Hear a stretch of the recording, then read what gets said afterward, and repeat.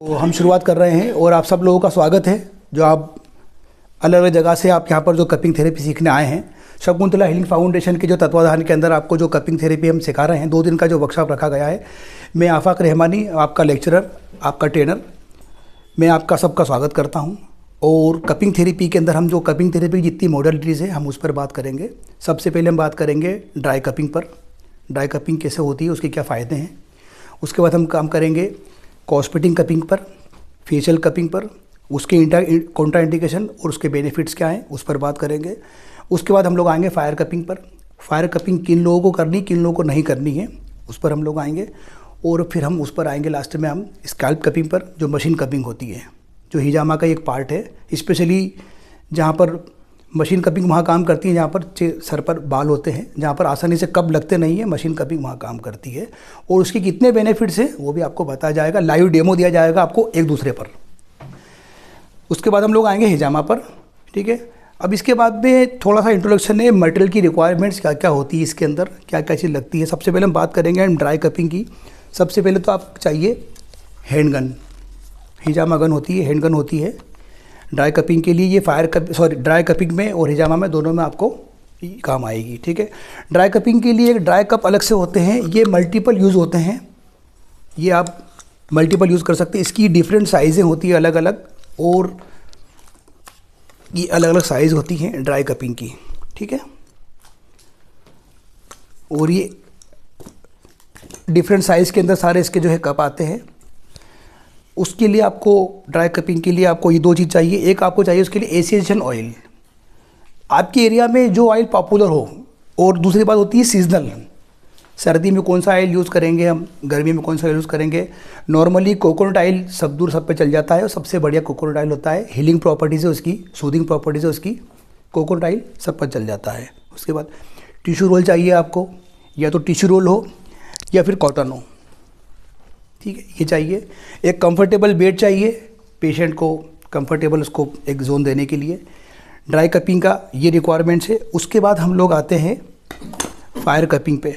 Fire cupping के लिए special cup होते हैं जो कि यहाँ पे तो बताइए इसका फंक्शन क्या होता है, जैसे वो वहाँ पर क्या करता है, वो लाइव डेमो बताएंगे ना, वो बताएंगे। अभी तो सिर्फ मैं इंट्रोडक्शन दे रहा हूँ कि रिक्वायरमेंट्स क्या क्या है आपकी मटेरियल्स की। उसके बाद हम लोग आते हैं फायर कपिंग पे। फायर कपिंग के लिए स्पेशल कप होते हैं जो कि ग्लास कप होते हैं, ठीक है।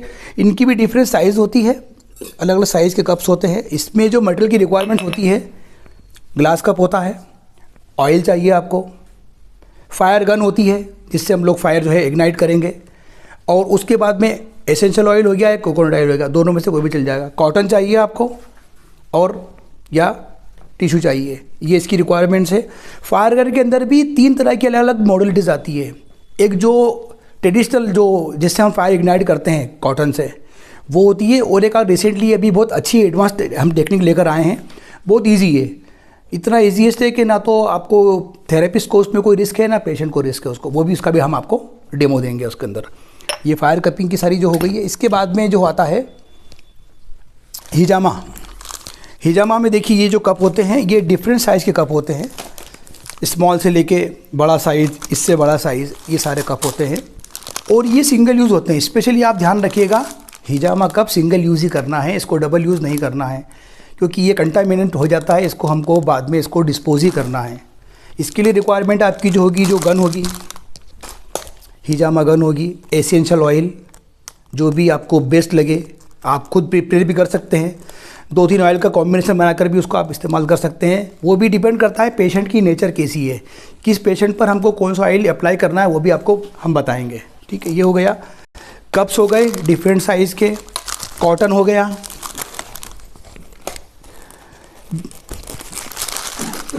इसमें जो एक और चीज़ होती है, एक होती है ऑयल हो गया आपका, और एक इसमें जो होता है स्प्रिट।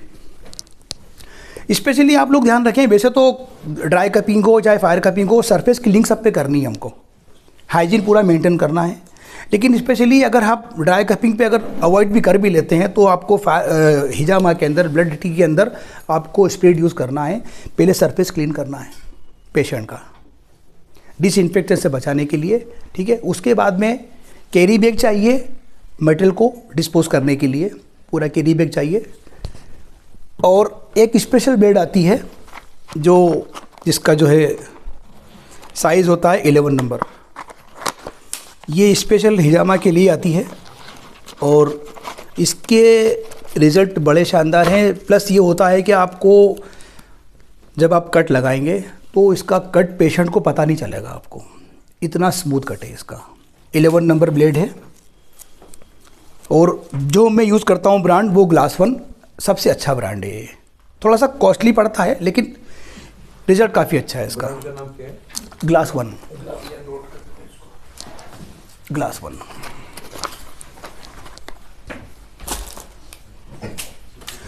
ग्लव्स चाहिए, ग्लव्स बहुत ज़रूरी है। स्पेशल हिजामा के अंदर आपको हैंड ग्लव्स की बहुत ज़्यादा अच्छी रिक्वायरमेंट है। वो भी डिस्पोजेबल होते हैं, सिंगल यूज़ करना है आपको, ये चीज़ें होती हैं।